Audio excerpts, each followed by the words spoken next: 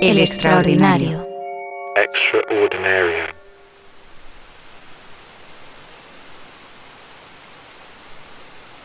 Esa noche, la verdad, es que me creó suspense. Estuvo toda la noche lloviendo, yo toda la noche sin dormir con el ataque de nervios. Verás tú que nos teníamos que ir al día siguiente y no voy a poder escuchar este pájaro, verás tú.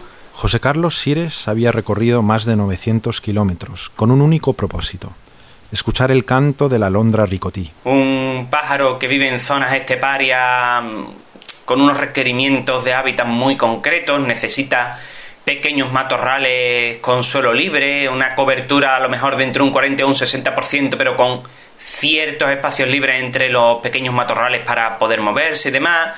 Viajó con su amigo del alma Paco, en una furgoneta, desde Sevilla hasta el Planerón, una reserva natural a 60 kilómetros al sureste de Zaragoza.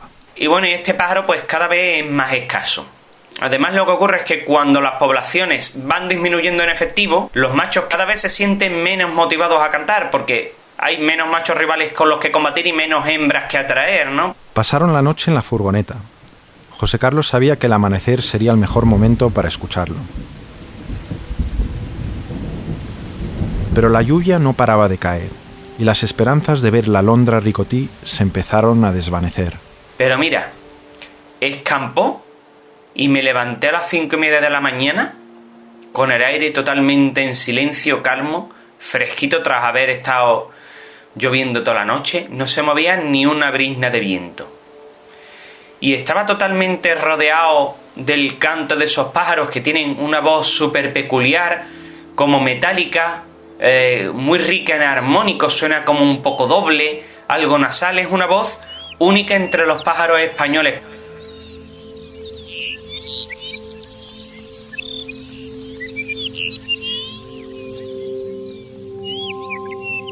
Y José Carlos se marchó a casa, orgulloso, con el cuerpo hasta arriba de adrenalina. Por desgracia, es de las veces que cuando he conseguido grabar algo con acierto, más lejos he estado de captar la esencia real del acontecimiento. Es como ver una escena hermosa y tener solo de ello una foto en blanco y negro. Y ahí te das cuenta de que cuando grabas cosas, no estás allí, ¿no? Cuando lo escuchas no estás allí, estás contando una historia, pero es un mero cuento, no es lo mismo que estar en el lugar. José Carlos es ornitólogo, pero en esta historia quiero referirme a él como pajarero, porque me parece un nombre más rico, más elocuente para describir la pasión que sienten algunas personas por las aves.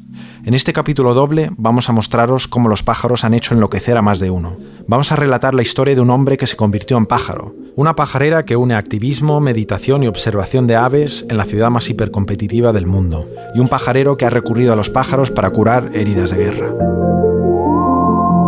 Esto es la fucking condición humana. Historias asombrosas de lo divino y lo mundano. Un fucking podcast de Mar Abad, Marcus H. y Javi Álvarez.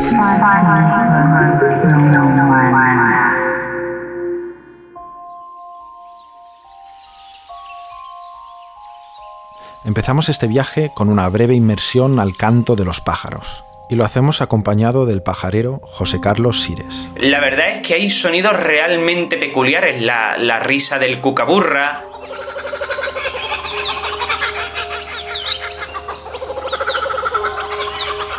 el canto exótico de la urraca cantora, del que le llaman también verdugo, que es un pájaro australiano.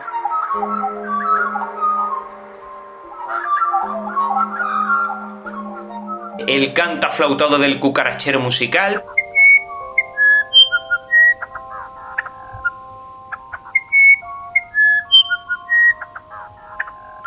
La malvasía tiene un sonido rarísimo, parece como un contador Geiger, un contador de esos de radiactividad, y que acaba con unos silbidos que suenan como de un pequeño silbato de plástico, ¿no? Un silbato de esos chuscos, Es un sonido rarísimo. Y el sonido del búho real, que es para mí el más imponente de entre todas las aves ibéricas.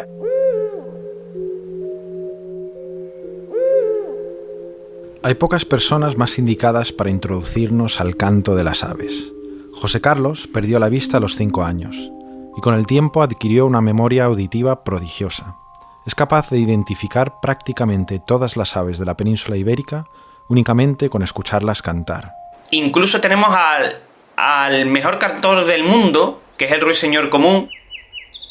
El ruiseñor tiene hasta 300 frases de canto diferentes y el canto del ruiseñor común se divide en pequeñas estrofas que tienen un inicio, un cuerpo central de la canción y un pequeño toque final que actúa como desenlace. Cada pequeña estrofa es una canción en sí misma y cada ejemplar puede tener hasta 300.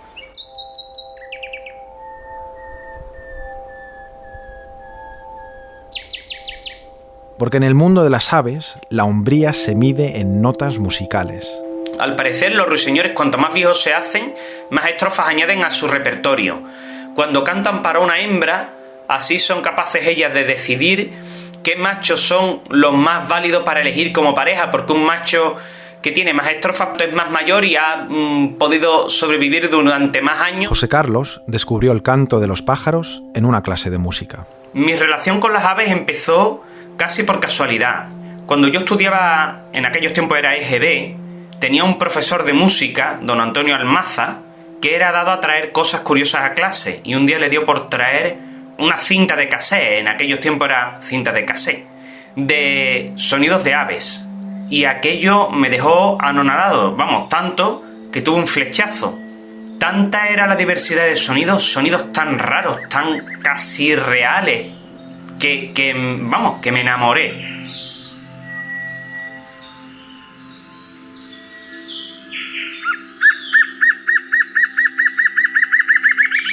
Y con el tiempo fue afinando su escucha. Mis padres me regalaron una guía sonora de las aves de España, que, básicamente me la tragué en 2 días y me aprendí todo casi automáticamente. Porque aunque muchas veces se asocia pajarear con avistar pájaros, escucharlos también es una parte importantísima de la experiencia. En la noche siempre vas a oír más cosas de las que vas a ver. En un bosque, por cada pájaro que estás viendo, vas a oír un montón. Abrir los oídos te permite detectar todos los matices del canto. Te hace menos rehén de la vista. Los mirlos que viven, por ejemplo, en el Parque del Retiro de Madrid, tienen un dialecto que es único de allí. Y los mirlos que a lo mejor viven en el Parque del Oeste van a cantar diferente. Y si hilas fino y te ponen un canto de mirlo, podrías saber si es de un sitio o de otro si conoces el canto de esas dos poblaciones. Hasta ahí puede llegar la cosa. Cuando José Carlos no conoce el sonido de un pájaro, acude a Senocanto. Es una base de datos abierta. Lleva desde 2005 recopilando sonidos de pájaros. Cualquiera, esté donde esté, puede contribuir. Y si compartes un sonido que no conoces, hay miles de pajareros dispuestos a ayudar a identificarlo. Un archivo sonoro que yo mismo he utilizado para crear esta historia. Ahora mismo estoy en el bosque de Unchog en Perú, a 3.400 metros por encima del nivel del mar, escuchando al churrín de neblina.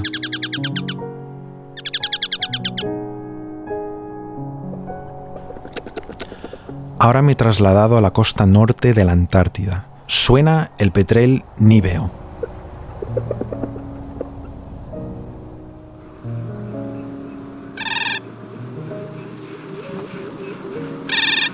Y en este momento me acabo de teletransportar al delta de Indirka, en Siberia. Brutal, ¿no? Se llama la grulla siberiana.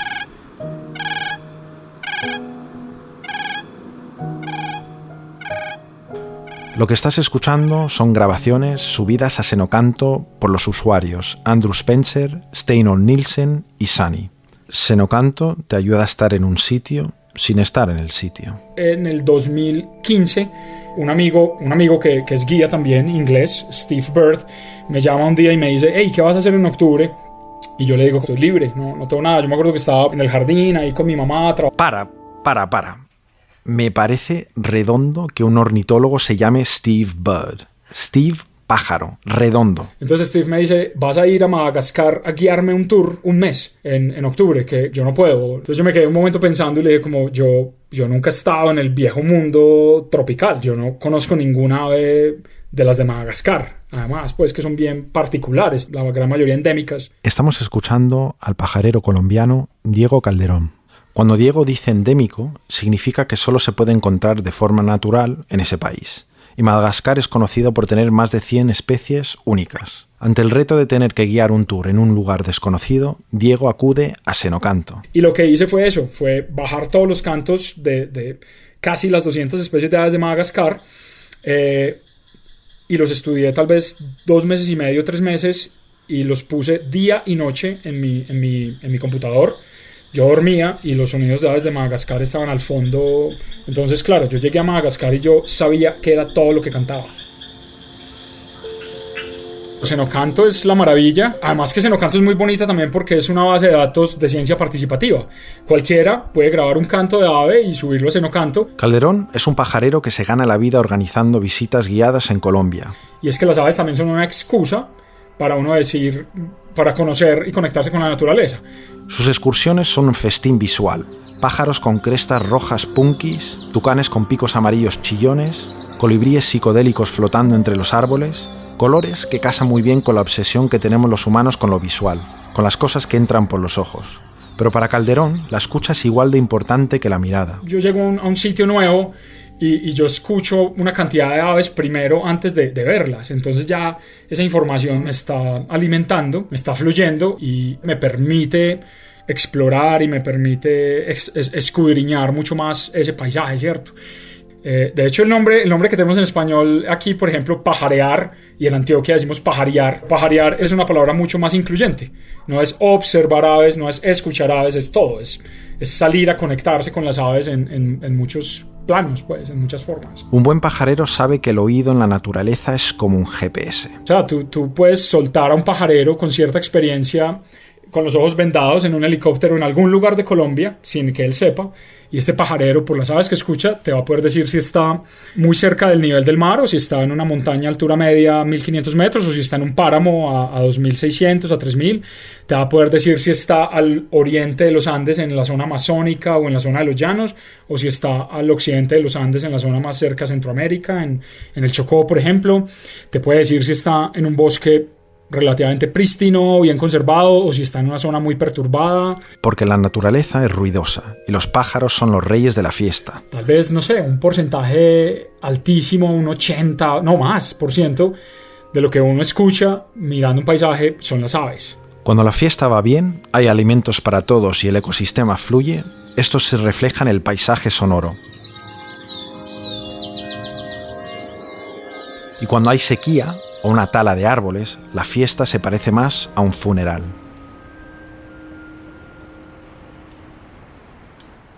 Detrás de este canto de las aves hay un mecanismo único en la naturaleza. Las aves producen sus sonidos con una estructura llamada siringe, que sería el equivalente a aviar de las cuerdas vocales de los mamíferos. La siringe es alimentada por 2 tuberías de aire, por 2 canales de aire, y los músculos que tiene, que son mucho más gruesos, no son tan membranoides, digámoslo así, como nuestro aparato, pueden producir sonido independiente de cualquiera de estas 2 entradas de aire. Esta estructura se encuentra al final de la tráquea, justo donde arrancan los bronquios, y es un saco cartilaginoso que tiene unas membranas. El aire pasa a través de ese saco y de esas membranas como hace a través de un instrumento de viento. Hay aves que pueden producir 2 sonidos al mismo tiempo. Esto es simplemente impensable para uno como humano. Las aves pueden estar haciendo y al mismo tiempo estar haciendo prr, prr, prr, al mismo tiempo. Por el pico del pájaro puede estar saliendo 2 sonidos. Estás escuchando la fucking condición. La fucking condición humana. La fucking condición humana. Y ahora, con todos ustedes, Javi Álvarez. Aloha, chavalada. Para presentar nuestro top 3 de discografía pajarera. Efectivamente, vamos a hablar de grabaciones de campo pajareras editadas en vinilo. Y empezamos con el número 3. ¿Qué nos traes aquí? Bien, en tercer lugar tenemos A Field Guide to Bird Songs, del Laboratorio Ornitológico Cornell. Editado en el 76, es una caja con 3 vinilos y un pequeño libro de referencia. Y su propósito era ser el acompañamiento sonoro para los libros de Roger Tory Peterson sobre aves. Y está en este ranking por 2 razones. La primera es porque son algunas de las grabaciones más limpias, mejor hechas y más diversas, son más de 300 especies, que hemos escuchado en la discografía pajarera. Y la segunda, y fundamental, es porque la voz, que nos da la referencia de qué pájaro estamos escuchando y en qué página está, representa el tedio más absoluto. Es el funcionariado hecho locución. Hará que ames el sonido de los pájaros mientras te odias a ti mismo. Aquí una muestra. Page 203, Prairie Warbler. Page 203, Palm Warbler. Page 204, Ovenbird. Page 207, Yellow-breasted Chat. Ajá, muy bien, pero ahora quiero saber el número 2. Bien, en el número 2 tenemos una serie de singles curiosamente editados por Shell, la petrolera, Shell, y bueno, son singles temáticos. Uno trata sobre aves de jardín, otro sobre pájaros del bosque, estuario, campo abierto, pájaros del páramo o aves marinas. Los singles son preciosos y además son baratos, rondan las 2 o 3 libras en Discogs. Y si no tienes plato, la Biblioteca Británica los tiene online de forma gratuita.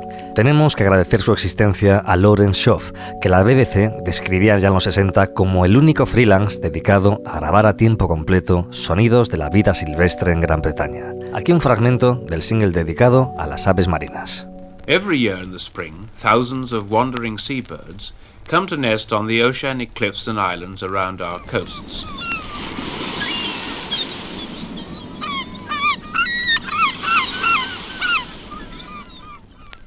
A colony of guillemots.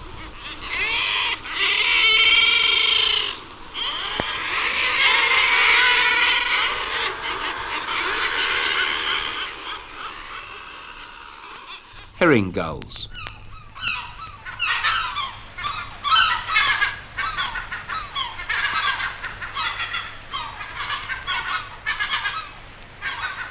Esto está muy bien, Javi, pero ahora para las máquinas que viene el número 1. ¿Cuál es el número 1 de música pajarera? En el indiscutible número 1 tenemos la discografía al completo de Jean C. Rocher, pronunciado Jean C. Rocher. Este ornitólogo francés ha dedicado toda su vida a la grabación de cantos de pájaros y ha editado, ojo, 130 LPs de sus grabaciones. El escritor y músico David Toop le ha prologado y ha hecho programas monográficos sobre su figura, y Björk, pronunciado Björk, sampleó sus grabaciones de pájaros de Venezuela en su disco Utopia, lo cual llevó al sello Sub Rosa a reeditar esas grabaciones, la de los pájaros de Venezuela, en vinilo hace un par de años. Y suena así.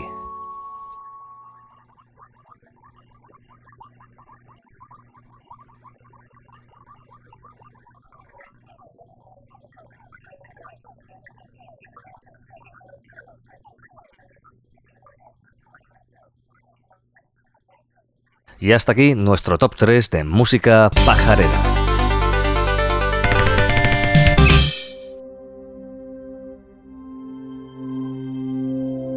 Si pudiera ser pájaro por un día, me gustaría ser vencejo. Los vencejos son aves que han evolucionado para atrapar insectos al vuelo. Y como son aves antiquísimas que tienen unos 40 millones de años evolucionando, pues han alcanzado una perfección en su diseño asombrosa. El vencejo común puede volar hasta 160 km/h y si no está en época reproductiva, que duermen en sus nidos, incluso duermen volando.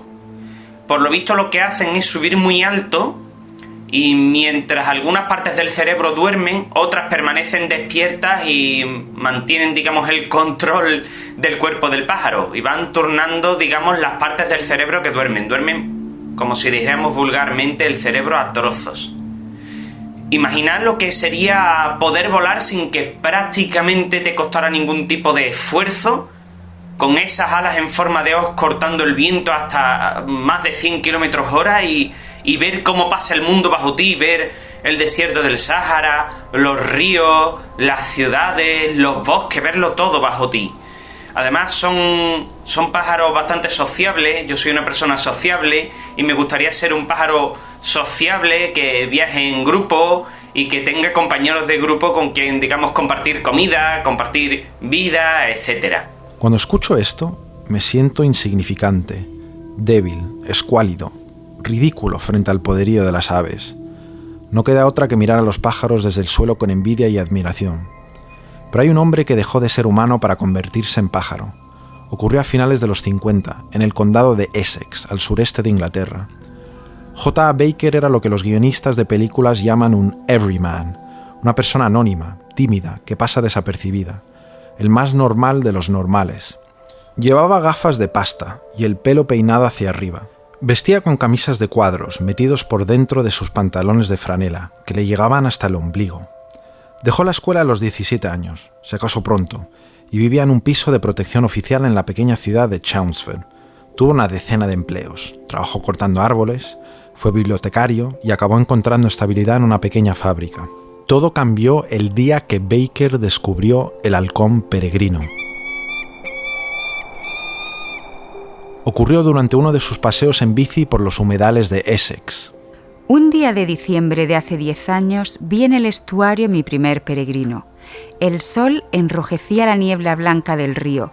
Había un relumbre de escarcha en los campos e incrustaciones en los barcos. Solo el agua se movía libremente y brillaba chapaleando. Aquel fue mi primer peregrino.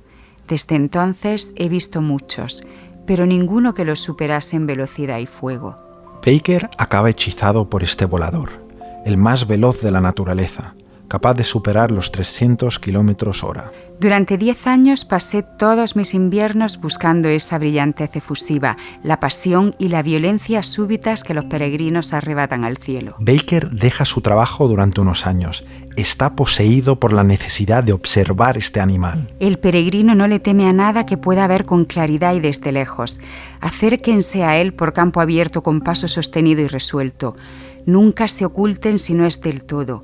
Vayan solos, rehúyan la rareza furtiva del hombre, aprendan a temer. No hay vínculo más grande que el del miedo compartido. Cada vez que vuelve a casa llena páginas y páginas de observaciones. Las primeras notas se parecen más a la de un explorador. Lo más difícil de ver es lo que realmente está ahí. Para que un peregrino lo reconozca y acepte, uno debe ponerse la misma ropa, hacer el mismo camino, llevar a cabo las acciones en el mismo orden. Como a todas las aves, lo imprevisible le da miedo. Entrar en los campos e irse cada día a la misma hora, sosegar la barbarie del halcón con un ritual de conducta invariable como el suyo.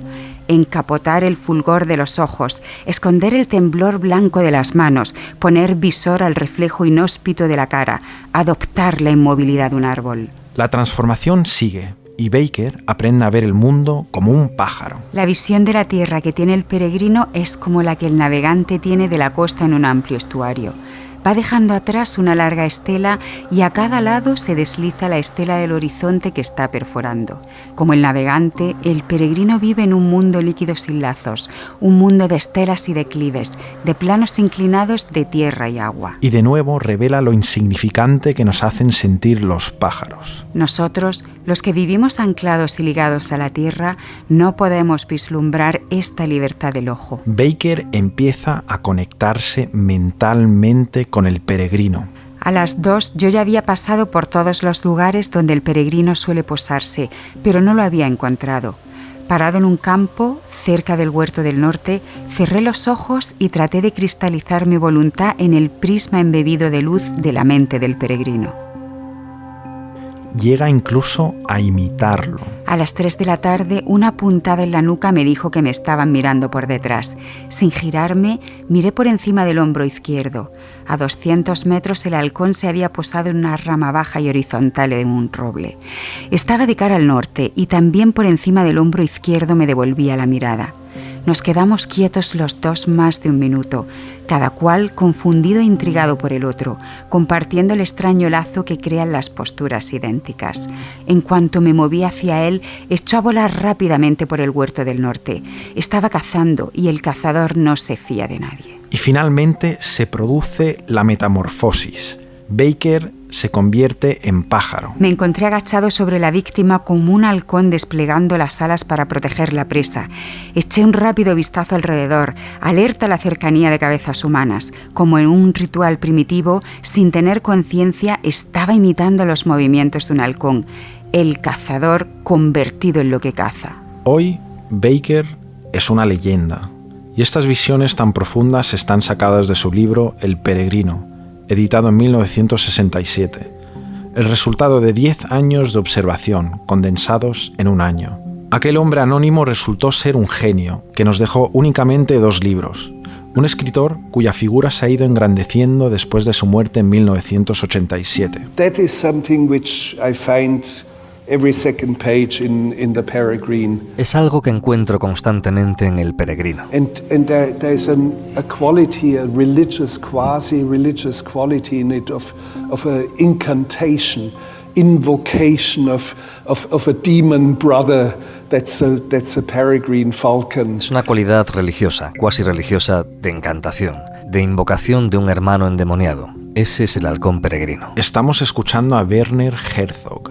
El director alemán considera el libro una de las mejores obras del siglo XX.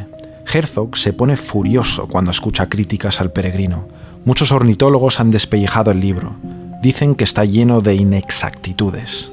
It's the accountant's truth you are after. You get a straight A, you idiot. Estás buscando la verdad como lo haría un contable. Te darán un sobresaliente, idiota. Para Herzog, los que buscan la realidad en este libro no han entendido nada. It says irrelevant. For the Peregrine is not a book about watching a bird.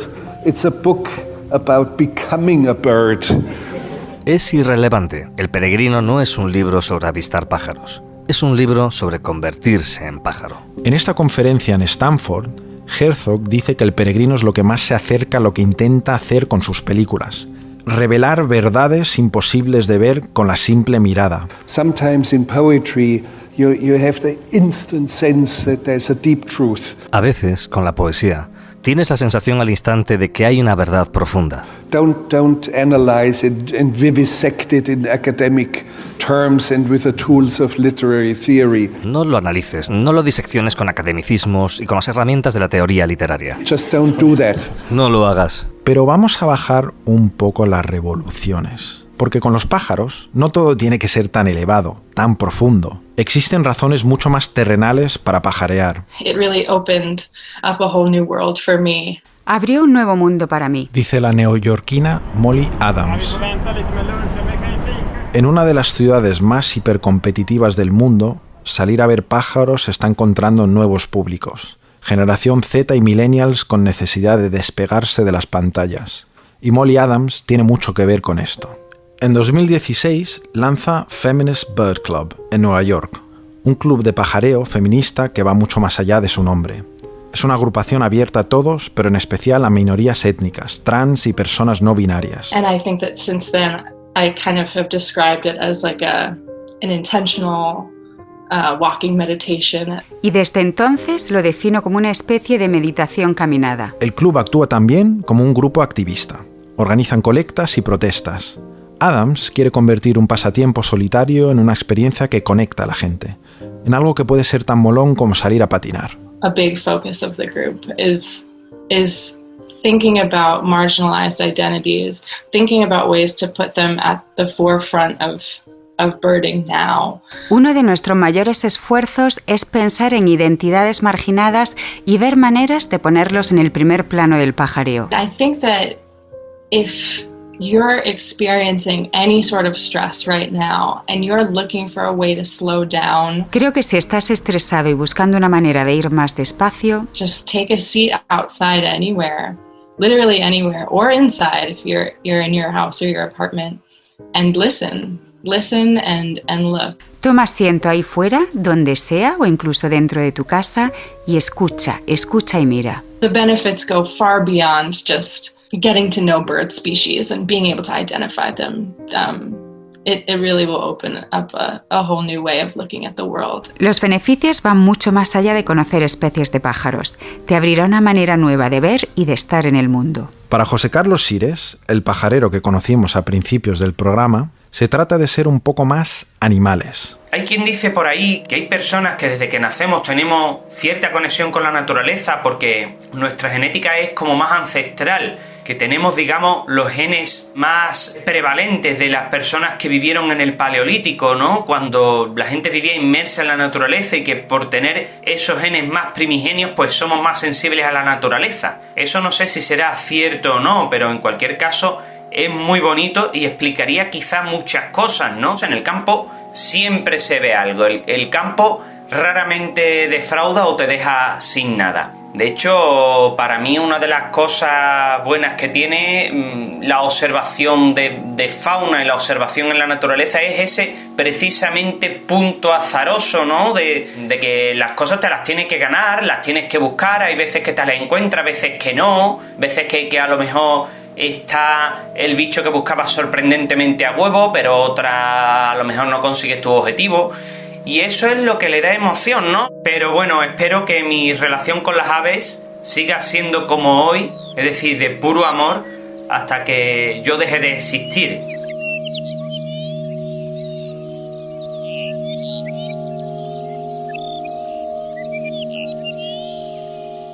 Pero nuestra historia con los pájaros no ha acabado aquí. El siguiente capítulo tratará sobre el poder que tienen los pájaros para curar heridas de guerra. Hasta...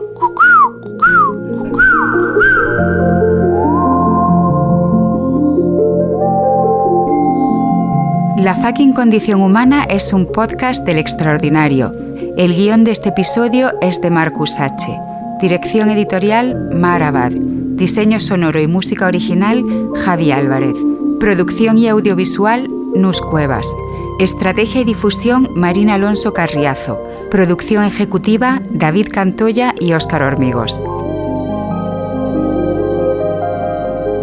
El Extraordinario tiene sus Jackmen en colección solo. Ellos ponen la gasolina y les cambian las ruedas para que la máquina vuele.